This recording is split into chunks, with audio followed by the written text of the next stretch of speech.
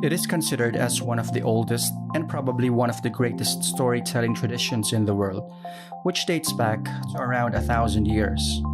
The Wayang Kulit.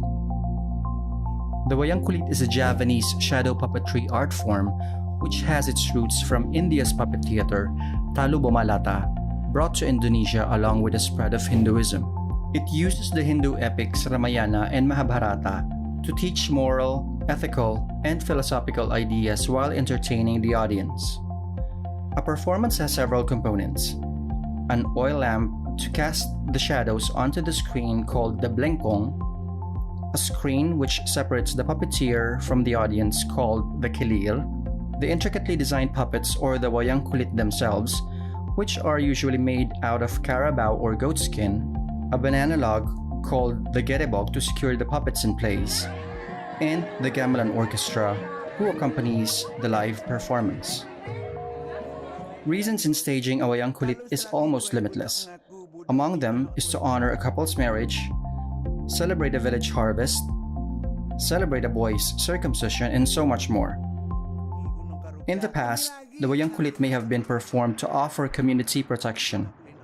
The people believe that they receive blessings and defense against evil spirits whenever they see a performance. All these because they regard the puppets and the dalang to be possessed with magical spirits. Since we mentioned the dalang, let's talk about him a bit more.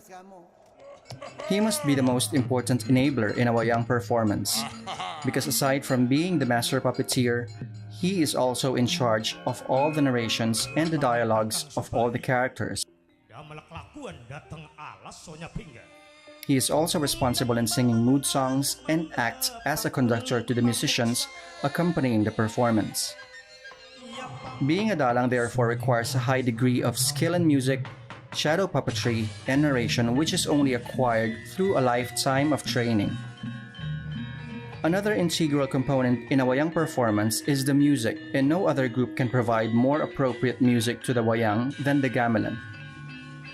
The gamelan orchestra accompanies performances, which usually starts in the evening and ends at dawn.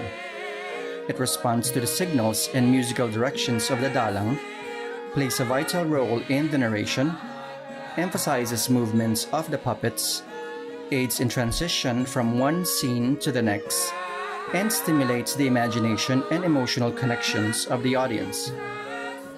The gamelan orchestra plays musical pieces called gending in a wayang performance. These are music with phrases that move in cycles, punctuated by gongs, and repeats over and over until the dalang signals the orchestra to stop. An all-night Wayang Kulit performance may have several sections which may roughly be likened to the acts in a theater play or musical. The gamelan orchestra creates the contrast between these sections by using different patettes. Patettes may be seen as something similar to the idea of key signatures or modes in Western music, but with some unique characteristics such as the emphasis on certain notes and the avoidance on some.